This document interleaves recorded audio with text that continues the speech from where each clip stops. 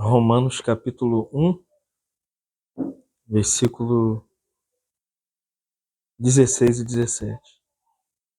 Diz assim a palavra do Senhor: Pois não me envergonho do Evangelho, porque é o poder de Deus para a salvação de todo aquele que crê, primeiro do judeu e também do grego, visto que a justiça de Deus se revela no Evangelho, de fé em fé, como está escrito: O justo viverá por fé. Obrigado, Senhor.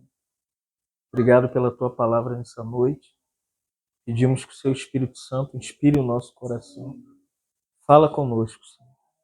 Embora estejamos um pouco limitados, mas a tua presença é real no nosso coração. Por isso, fala conosco nessa noite. Em nome de Jesus. O Evangelho, se a gente for tentar entender aqui o que Paulo está dizendo, né, no versículo 16, quando ele fala: Eu não me envergonho do Evangelho. A palavra Evangelho, ela tem um sentido de uma boa notícia. Então, todas as vezes que você vê na palavra de Deus Evangelho, quando você pega Romanos capítulo 1, versículo 1, Paulo diz assim: Paulo, servo de Jesus Cristo, chamado para ser apóstolo, separado para o Evangelho. De novo, Paulo, ele usa a expressão Evangelho. Versículo 9 do capítulo 1 de Romanos, Paulo diz assim: Porque Deus é quem sirva em meu espírito no Evangelho. Então, o Evangelho tem muito a dizer. Se Paulo dá tanta ênfase ao Evangelho, é porque o Evangelho é algo muito grandioso. Mas o que é o Evangelho? O Evangelho, se você for pesquisar a palavra, significa uma boa notícia. Mas antes da gente descobrir a boa notícia, o Evangelho ele não começa com uma notícia muito boa. Se a gente for em Gênesis capítulo 3, Gênesis capítulo 1 e capítulo 2, você tem a criação dos céus e da terra e depois a criação do homem. O homem é criado à imagem e semelhança de Deus e Deus cria o homem do pó da terra, sopra nas suas narinas o fôlego de vida. O homem passa a ser uma alma vivente e Deus cria um jardim. Deus coloca o homem ali naquele jardim, tem a árvore da vida e diariamente, Deus visita o jardim. Porque a experiência de Deus com o homem é a presença dele. Nós cantamos, né? A sua presença é o meu prazer. Qual era o prazer de Deus com o homem? Era ter a presença do homem e a verdadeira manifestação do querer do homem deveria ser a presença de Deus. Então, diariamente, todo dia, programada metodicamente, Deus ia no Éden. E a palavra jardim do Éden significa lugar de delícia, imagina? Era um lugar delicioso, onde Deus ia, Deus estava ali, Deus falava, Deus ouvia, Deus tinha comunhão, até que a má notícia, a tragédia, a corrupção, a queda, a desgraça vai penetrar a humanidade. Aquele lugar belo, aquele lugar cheio da presença de Deus, ele vai ser destruído com a queda. Gênesis 3 começa assim: mais a serpente, mais sagaz que todos os animais selváticos que o Senhor tinha feito, disse à mulher: é assim que Deus disse, não comerás de toda a árvore do jardim? Versículo 2, respondeu-lhe a mulher: do fruto da árvore, do fruto das árvores do jardim podemos comer. Versículo 3, mas do fruto da árvore que está no meio do jardim, disse Deus: dele não comereis, nem tocareis nele, porque se você comer, você vai morrer. Então Satanás, a serpente, disse a Eva: é certo que você não vai morrer, versículo 5, porque Deus sabe, no dia em que você comer da árvore do conhecimento do bem e do mal, os seus olhos vão se abrir e você vai ser como Deus, conhecendo o bem e o mal. Versículo 6, vendo a mulher que a árvore era boa para comer, agradável aos olhos e desejável para dar entendimento, tomou do fruto, deu ao seu marido e ele comeu, versículo 7. Abriram-se então os olhos de ambos e perceberam que estavam nus, e coseram folhas de figueira e cintas para si, quando ouviram a voz do Senhor. Ó o versículo 8. Eles ouviram a voz do Senhor que andava no jardim do Éden. O Senhor todo dia estava ali no Éden. Não tinha nenhum estranhamento para Adão, para Eva, ter a presença de Deus ali, ter a glória de Deus, ter a santidade de Deus, ter a beleza. Deus estava no Éden todo dia, irmão. Chegou meio-dia, Deus chegou no jardim. E é interessante que aqui diz assim: esconderam-se da presença de Deus. O homem e sua mulher ficaram escondidos por entre as árvores do jardim. Olha que lindo. Versículo 9. A tragédia está armada, o cenário é de queda, a situação é de destruição. Por que eu estou falando isso aqui? Para você entender porque Paulo não se envergonha do evangelho. Porque lá em Romanos 1,16, o evangelho é uma boa notícia. Mas quando você pega aqui Romanos 1,16, é uma boa notícia. Mas quando você pega a questão de Gênesis 3, não é uma boa notícia, é uma má notícia. E aqui a má notícia está dada. O homem comeu da árvore do conhecimento do bem e do mal, caiu em pecado. Primeira coisa que o homem faz, ele se esconde. Ele não quer a presença de Deus. Ele fica escondido. O que ele faz? Ele pega as folhas da árvore, cose uma tanguinha de figueira e cobre e fica ali escondido, por trás da moita, né? Só que o versículo 9 é assustador, irmãos. Que diz assim: e chamou o Senhor Deus ao homem e lhe perguntou: Adão, onde você está? Olha o 10 agora. Respondeu-lhe ele: eu ouvi a sua voz no jardim, e porque eu estava nu, eu tive medo. Perguntou-lhe Deus: Adão, quem te fez saber que você estava nu? Comeste da árvore que eu te ordenei para que você não comesse? Versículo 12. Então disse o homem, botou a culpa na mulher. Aqui é o primeiro problema de relacionamento que a gente tem até hoje. A gente coloca logo a culpa, né? Fala, não, a culpa é sua, você que resolve isso aí. Porque esse é o sentimento de Adão logo após a queda. Ele tem que encontrar alguém, ele vai botar a culpa em alguém. Qual é a primeira pessoa que ele vê na frente dele depois que ele cai em pecado? Que a ruína entra, a desgraça, a miséria. É a mulher. Ele diz assim: a mulher que você me deu por esposa, ela me deu a árvore e eu comi. Olha isso, irmãos. Disse o Senhor à mulher: o que você fez, Eva? Respondeu Eva: vai botar a culpa em Satanás. O homem bota a culpa na mulher, a mulher bota a culpa no diabo. Não tem isso também? Você está endemoniado, é o diabo que está... Você faz isso porque o diabo está movendo seu coração. É a queda, irmãos. Esse negócio que existe no nosso casamento começou no Éden. A culpa é sua, Elaine. A culpa é sua, Ellen. Você não ouviu isso? Você já ouviu isso no casamento? E elas falam assim: você está endemoniado. Não é nada do Senhor, não é servo do Senhor, nada. Fica lendo essa Bíblia, é assim que elas fazem com a gente mesmo. Né? Fica lendo essa Bíblia aí, orando aí. Não tem nada de crente, não parece nem crente. E essa é a síndrome da queda, irmão. Olha só, ela diz assim: foi o diabo. A mulher disse: foi o diabo. A serpente me enganou e eu comi. Agora, o 14. Começa o primeiro julgamento da queda. Então o Senhor disse a Satanás, que é a serpente: visto que fizeste, maldita é entre todos os animais domésticos e entre todos os animais selváticos, rastejarás sobre o seu ventre, comerás pó da terra. Você já viu cobra andando em pé hoje? Já viu cobra em pé? A cobra andava em pé. A cobra tinha pata, não é isso? E andava em pé.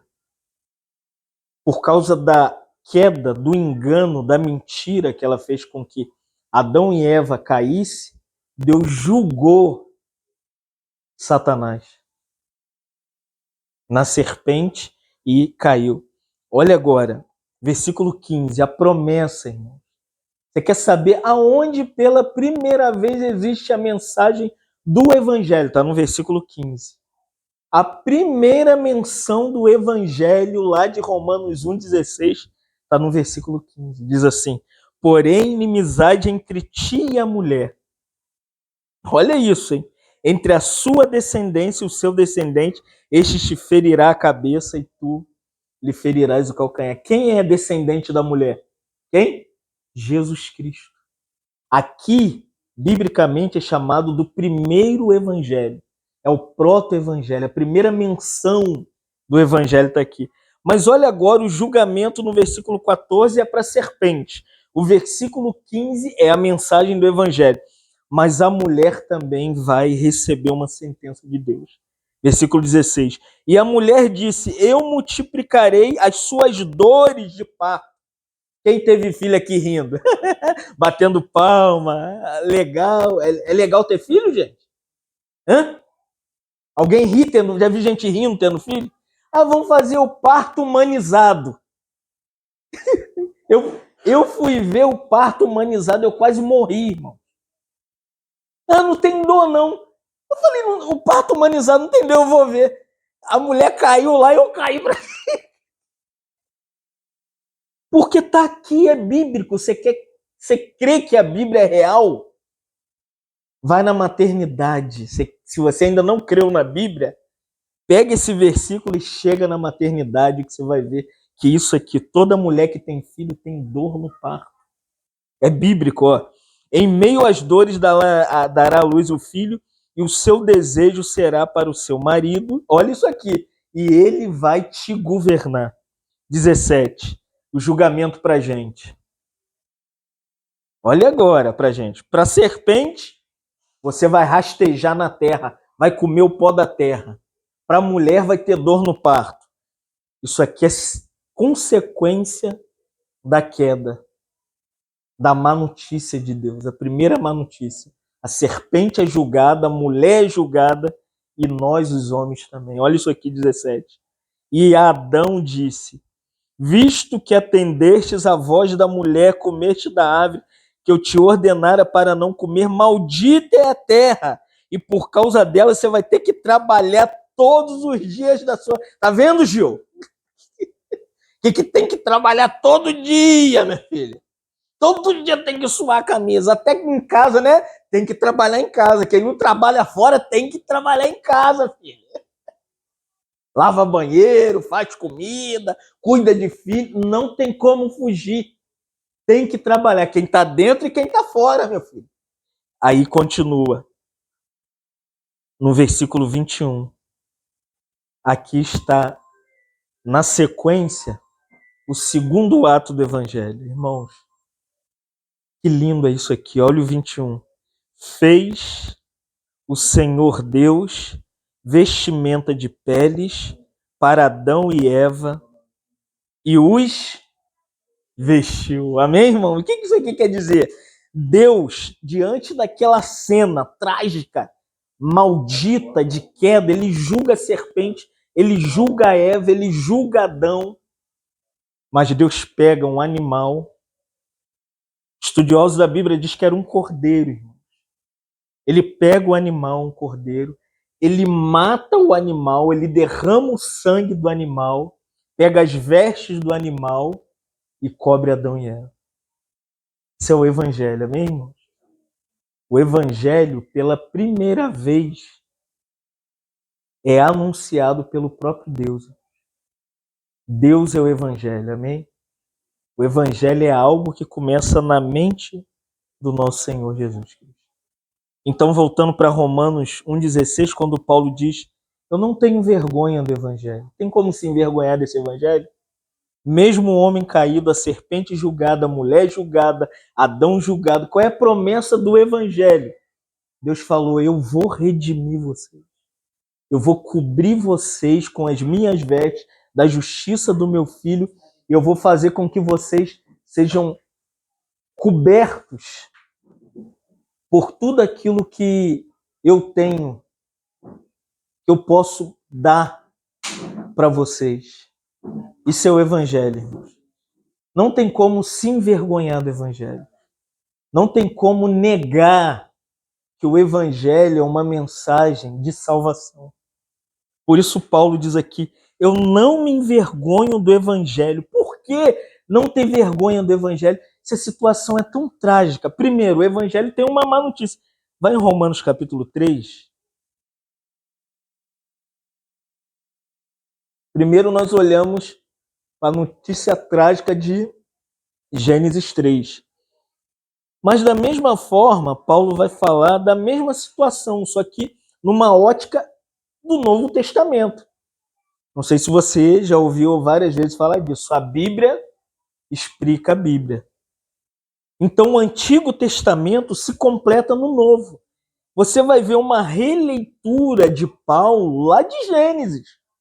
Lá mostra o fracasso do homem, a derrota de Satanás, a Cristo vencendo, já apontando para a cruz, ver Eva sendo julgada, Adão sendo julgado, Deus julgando, Deus redimindo. Quando você pega Romanos capítulo 3, ainda falando da má notícia, porque se a gente não entender a má notícia, a gente nunca vai valorizar a boa notícia. Por que os crentes hoje não valorizam o evangelho? Porque não conhece a má notícia. Por que você valoriza a sua vida? Porque vocês têm um passado horrível. Vocês têm um passado. Eu tive um passado. Todo mundo, irmãos, que sabe de onde veio, valoriza o seu presente. Por que a igreja hoje, os cristãos, não valorizam a presente salvação, como Paulo diz, né? Não me envergonho do evangelho, porque é o poder de Deus para a salvação de todo aquele que crê. Porque os crentes se esqueceram de onde eles vieram. E Paulo vai lembrar. Ele diz assim no versículo 9, vamos ler até o versículo 18, Paulo diz assim, que se conclui, temos nós, 3:9, qualquer vantagem? Paulo vai dizer, nenhuma. Ele está se referindo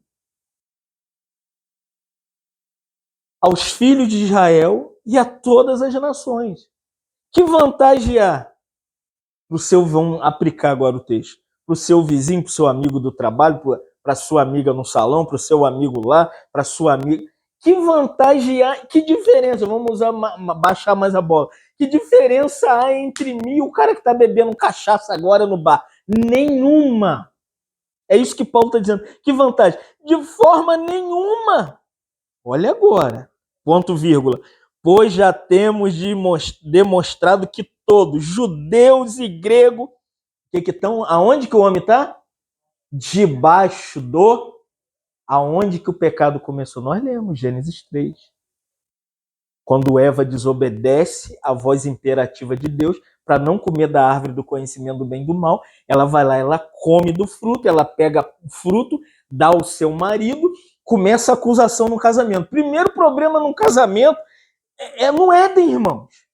É a mulher que você me deu, não foi a serpente. Um vai jogando pro outro por causa do pecado, que nem é pregado hoje. Um irmão falou para mim, se você falar de pecado, ninguém fica. Mas qual é a mensagem do evangelho? É sobre o pecado. Qual era a nossa vida antes, irmãos? Não era uma vida de pecado? Na cachaça, nas drogas, no álcool, na prostituição. A nossa vida não era uma boa vida não, irmãos. Era uma má notícia que a gente tinha. Essa palavra aqui, pecado, as pessoas acham que pecado é beber cerveja. É ou não é? Não.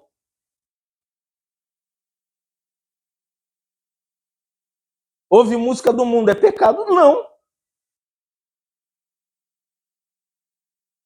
Só que classificaram pecado. Deixa eu te mostrar. Eva bebeu, em Gênesis 3, cachaça? Hã? Eva fumou maconha, Rodrigo? Ué, cheirou pó? Ficou no bar na esquina? Ela desobedeceu a palavra de Deus. O que é pecado? É desobedecer o que está escrito na palavra. O que Deus fala, você tem que falar: sim, Senhor, amém, eu vou viver o que a sua palavra está me dizendo. Eu não quero desobedecer a sua palavra. Isso é pecado. O que é pecado? É errar o alvo. Ai, por que bebe muito? Por que usa cocaína? Por que cheira pó? Por quê? Por quê? Porque a consequência de desobedecer a palavra de Deus é você praticar aquilo que a sua carne almeja e deseja. É o que você mais deseja. Cada um tem uma inclinação, irmão. Uns são para o assassinato, outros são para as drogas, outros são para a bebida, outros são para a prostituição. Cada um tem uma inclinação. Então, como que a gente se guarda? É andando na palavra, vivendo a palavra, bebendo a palavra, amando a palavra. Se tirar a palavra, tudo desmorona. Casamento desmorona, criação de filhos desmorona, vida da igreja desmorona, tudo. E Paulo vai dizer o que o pecado é. Olha o versículo 10, ele diz assim, Romanos 3,10, como está escrito, não há quem é justo, não há um sequer. Versículo 11, não há quem entenda, não há quem busque a Deus, todos se desviaram, são inúteis, não há quem faça o bem, não há um sequer. Olha só, a garganta, a nossa garganta, os nossos lábios, é uma cova aberta. A nossa boca só fala mentira, é como uma víbora venenosa os nossos lábios. Os nossos lábios e a nossa boca só lança maldição e só fala amargura. 15. Os nossos pés são velozes para matar os outros. Os nossos caminhos só destroem, traz miséria. Desconhecemos o caminho da paz. Não há temor de Deus diante dos nossos olhos. Leia o 23 para mim. 3, 23. Lê para mim. Todo mundo, vamos ler. 23. Vai, gente. Todos, o quê? Todos, irmãos. Essa é a má notícia. Todo ser humano que nasceu nessa terra precisa de Romanos 1,16. Não se envergonhe do evangelho, amém? Prega o evangelho. Porque não há quem entenda, não há quem quer, não há quem busca a Deus. Todos são inúteis. Paulo, ele vai classificando, ele fala da garganta, da boca, dos pés, os caminhos, o coração não há temor. Toda a humanidade. Quem que precisa do evangelho? Todo mundo. Amém, irmãos? Evangelho não é para um grupinho aqui, não. Isso que você está fazendo, que vocês estão fazendo, é a necessidade primária da igreja. Eu vou te dizer uma coisa aqui, me perdoe, mas eu vou ter que falar. O evangelho hoje deve ser pregado muito mais para crente do que para descrente. O que tem de crente, irmãos, vivendo vida dupla, aqui é uma coisa e lá é outra e aqui é outra. Irmãos, é isso que Paulo diz em Romanos 1,16. Não me envergonho do evangelho porque, primeiro, qual a essência do evangelho? Ele é o poder de Deus. O que é o poder de Deus? Você quer entender o poder de Deus? O poder de Deus não tinha céu, não tinha terra, não tinha nada. Deus começou a falar. Haja luz e houve luz. Haja.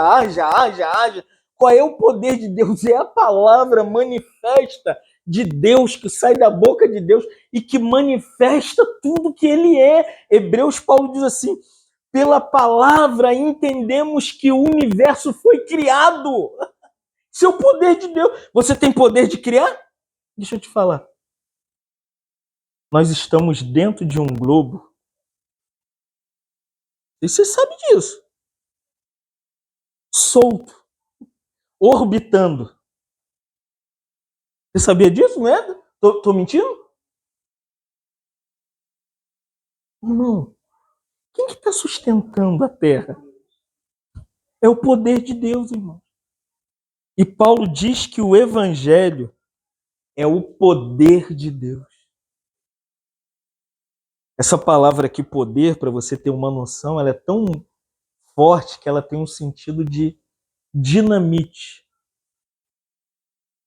Você já viu aqueles lugares rochosos que quando vão lá a pedreira, quando eles têm que extrair pedra, o que eles fazem?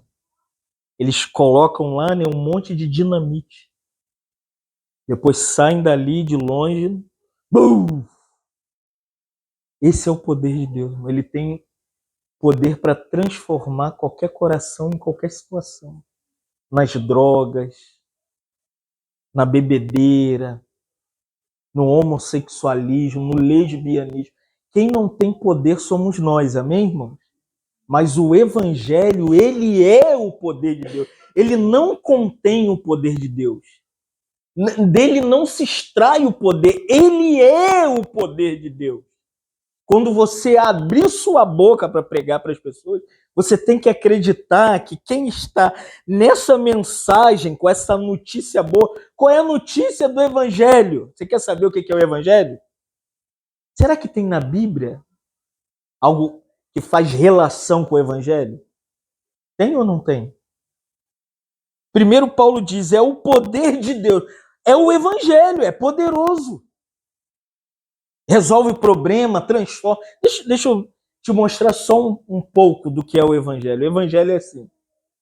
Jesus está passando e uma multidão cerca. E existia uma mulher que a menstruação dela não parava. Ela tinha um fluxo de sangue constante. As mulheres menstruam. Não é chato menstruar todo mês? Você imagina um ciclo de sangue saindo direto. E todo mundo queria encontrar Jesus, porque a manifestação do poder de Deus na encarnação aqui na Terra é Ele, amém? Agora o poder do Pai vai ser manifesto nele, está Jesus ali. E a mulher não tinha mais força, já tinha gasto todo o seu dinheiro em todos os lugares. E de repente, ela viu uma oportunidade de romper a multidão e tocar no Senhor. Quando ela tocou no Senhor, o Senhor falou assim, quem me tocou? O discípulo falou, Senhor, mas tu está rodeado de tanta gente. O Senhor usa essa palavra aqui, porque de mim saiu poder, virtude, dainamis no grego. De mim saiu algo que, irmãos, e parou de sangrar, amém, irmãos? Ou seja, o evangelho tem um poder de curar, de libertar, de resgatar, de transformar, de converter, irmão. Se o evangelho não faz isso, nada mais pode fazer. É o evangelho. Segundo, se lembra daquele homem que estava lá toda semana? Ele via Jesus passar e, de repente, aquele homem pequenininho, Zaqueu, subiu em cima de um sicômoro, uma árvore, e ficou lá olhando. E Jesus sempre passava ali, irmãos. Só que o evangelho, que é o poder de Deus, ele não só cura o homem ou a mulher, mas ele também salva, amém? Olha aqui, o evangelho é o poder de Deus para a salvação. Vamos traduzir, o que é ser salvo? Salvação. O que é ser salvo, Elaine? A gente acha que ser salvo é quando não tem comida no armário, aí o Senhor vai e envia uma bolsa de compra. É também. Mas o que Paulo está dizendo? O evangelho é o poder de Deus para a salvação. É o que aconteceu com Zaqueu, irmão. Jesus estava passando. Quantas pessoas estavam em cima das árvores? Como Zaqueu? Milhares! Estou mentindo, irmão? Você acha que só Zaqueu estava em cima da árvore? Não, irmãos. Mas o poder da salvação era só para Zaqueu, amém? O Senhor fitou os olhos na árvore de Zaqueu. Quantas pessoas está aí até hoje, andou com você, falou com você e não foi salvo até hoje. Por quê? Todos os meus amigos de escola e de faculdade morreram sem Cristo. E eu perguntava, por que eu, Senhor? Porque o Senhor só... Irmãos, é Zaqueu, Zaqueu! Desce depressa! Porque hoje me convém repousar na sua casa. Reúne seus amigos, sua família. Porque chegou salvação no lar de Zaqueu. Amém, irmão? A salvação é algo que não começa com a gente. Não é o que você faz, não é a sua busca, não é a sua oferta, o seu dízimo, igrejar. Nada, irmãos. O que é salvação? Salvação é um dom que Deus te dá através da pessoa de Jesus Cristo. Amém? O que é ser salvo? Ser salvo é ser salvo da condenação do pecado. É ser liberto. É Colossenses 1,13. Ele nos libertou do império das trevas e nos transportou para o reino do Filho do seu amor. Isso é ser salvo. O que é ser salvo? Já não sou eu quem vive, mas Cristo vive em mim, e a vida que agora eu tenho, eu vivo pela fé do Filho de Deus que me amou e se entregou por mim. Colossenses 1,19 e 20, irmãos. O que é ser salvo? Colossenses 1,3. Paulo diz, ele nos desarraigou do presente século mal. Olha a sua vizinhança. Por que Deus quer a sua casa? Não poderia, não tem casa melhor do que a nossa? Deus foi me encontrar no Mutuapira e da favela, no meio do nada. E eu perguntava, por que eu, Senhor? Porque a salvação é assim. Por que Deus não foi num palácio encontrar mulheres mais capazes do que Maria? Não tinha virgens mais capazes que Maria ou não tinha? Tinha. Então, vamos lá. Mateus, estou falando de salvação, amém? Porque o evangelho é o poder de Deus para a salvação. Mateus capítulo 1, que às vezes a gente não tem um apreço pela salvação, amém, irmão?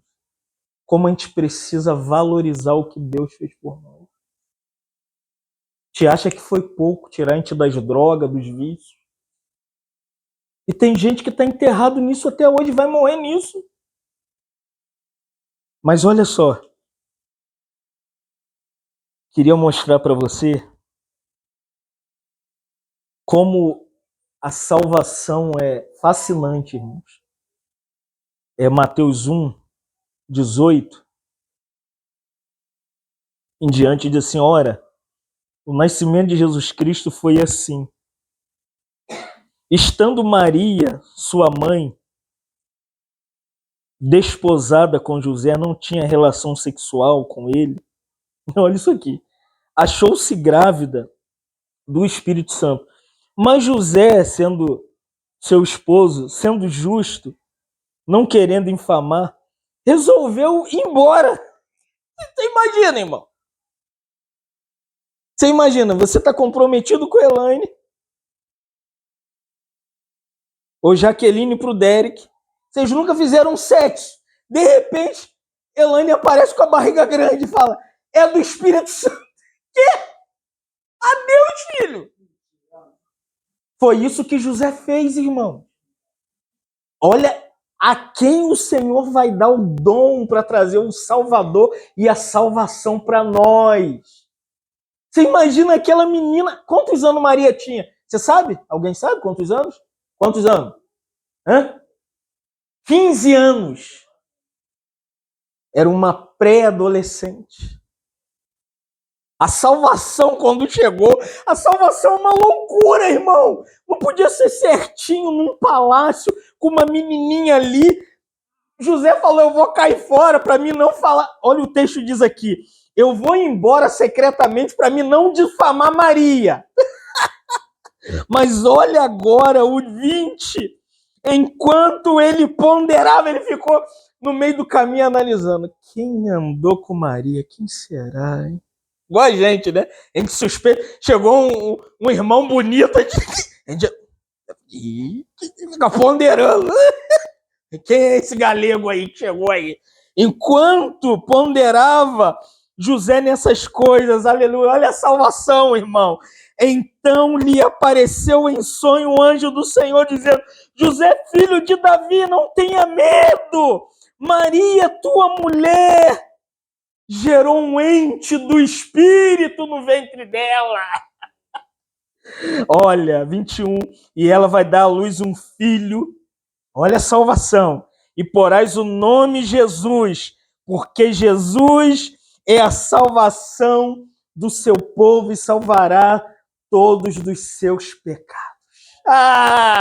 O anjo, num sonho, falou para ele: fica tranquilo, porque a salvação chegou para você e Maria.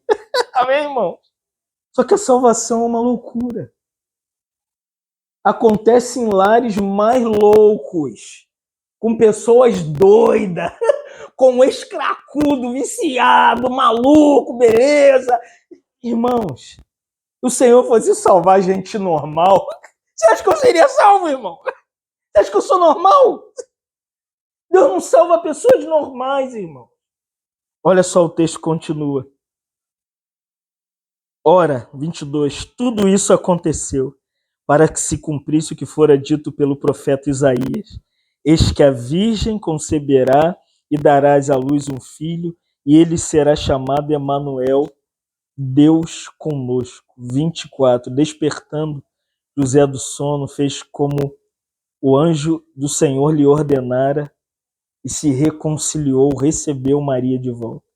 Contudo, não fez sexo com ela, enquanto ela não deu à luz o filho, a quem pôs o nome de Jesus. A salvação, ela é poder de Deus, porque até para Deus vir para este mundo foi numa pessoa de forma inconstante. Não é melhor donzela, não é o melhor lugar.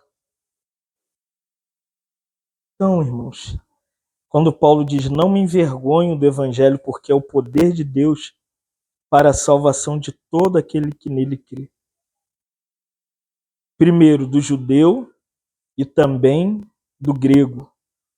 17, visto que a justiça de Deus se revela no evangelho, de fé em fé, como está escrito, o justo viverá pela fé. Eu quero terminar te mostrando na Bíblia o que é o evangelho. Abre em 1 Coríntios, capítulo 15.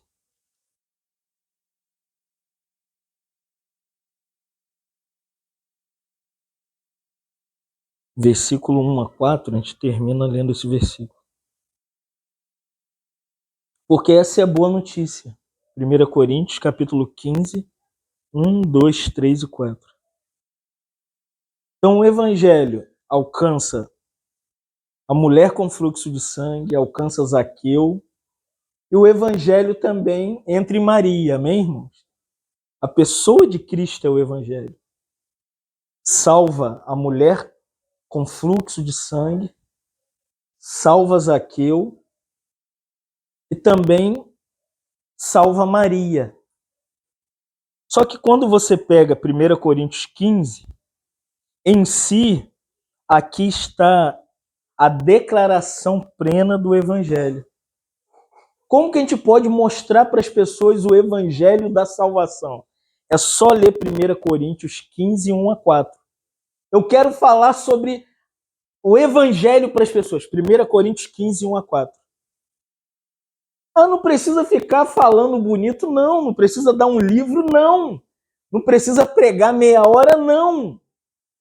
O evangelho é o poder de Deus para a salvação de todo aquele que crer no Senhor. E olha o que é o evangelho. Paulo vai dizer assim: irmãos, venho lembrar-vos, o evangelho, a boa notícia. O que é a boa notícia? Que eu vos anunciei, com vocês receberam e ainda estão andando nele. Versículo 2. Por ele também vocês são salvos. Olha o evangelho. O evangelho salva, amém? Evangelho é uma mensagem de vida eterna.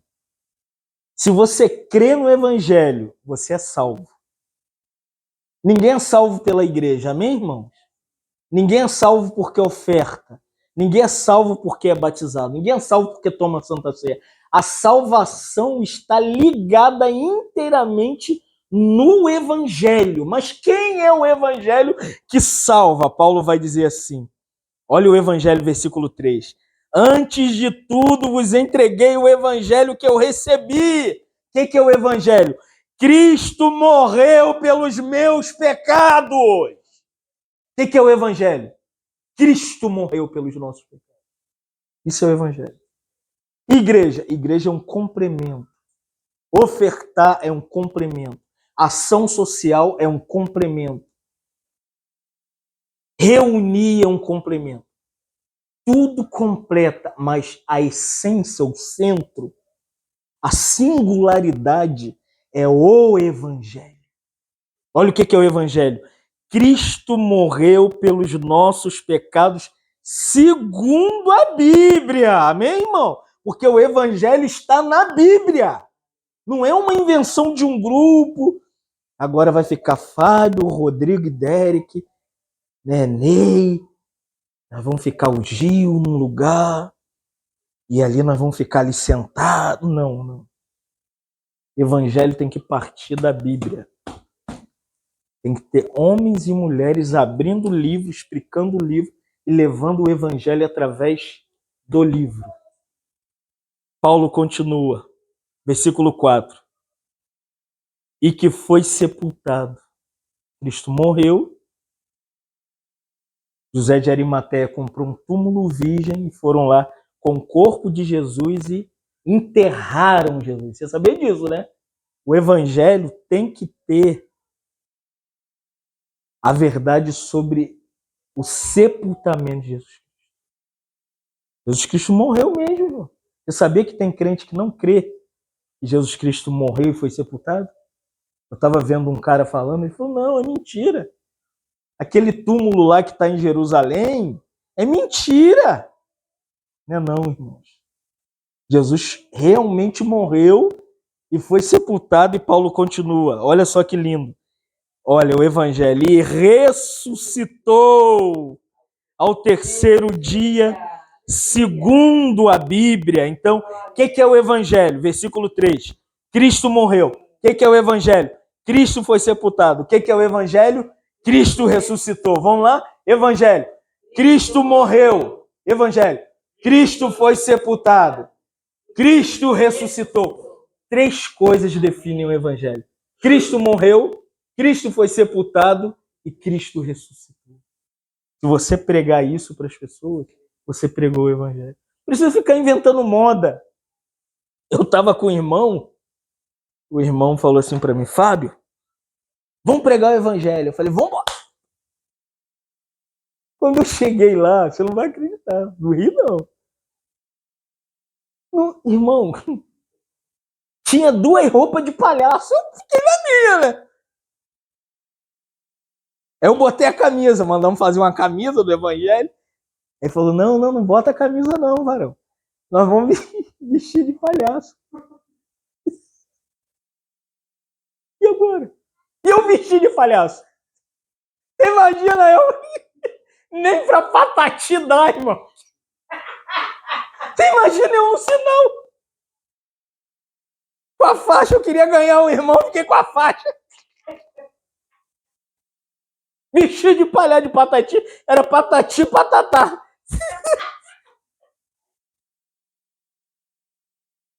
Mas eu não conheci o evangelho, amém? Então as pessoas fazem loucura, irmão. Eu fui em Niterói, não vou falar o nome do grupo. Culto evangelístico. Eu falei, mano, eu já conheci o evangelho, eu falei, culto evangelístico, como que é o culto evangelístico? A Bíblia e prega o evangelho. Fala de Zaqueu, fala da mulher com fluxo de sangue, a mulher samaritana, fala da mulher pecadora. Abre a Bíblia e arrebenta na Bíblia. E os pecadores que aguente. O irmão vestiu, desceu na tirolesa vestido de Chapolin Colorado. E a galera começou a bater palma.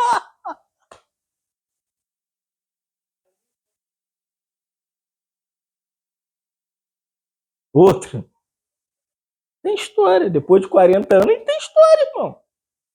Outro era jovem, eu não sabia ainda pregar o evangelho, não conhecia o evangelho. Eu tava com o ex-Paulinho Capeta, do Mutuapira. Foi evangelizar o jovem no centro de São Gonçalo. E chegamos num lugar, o negócio pegou o cara e disse que tava com nervoso. A irmã falou, tô te levando para você aprender como evangeliza. Falei, aleluia, né? Falei, agora vai libertar. E começou lá e falou, não, isso aí não é demônio não, irmão. Vou te mostrar o que é isso aí. Isso aí é carne. E ele começou a espancar o cara. Falou, eu falei, não é pregar. Ele falou, tô pregando. E chutava e o cara conhecia ele. O cara falou, Paulinho Capeta, não me bate não.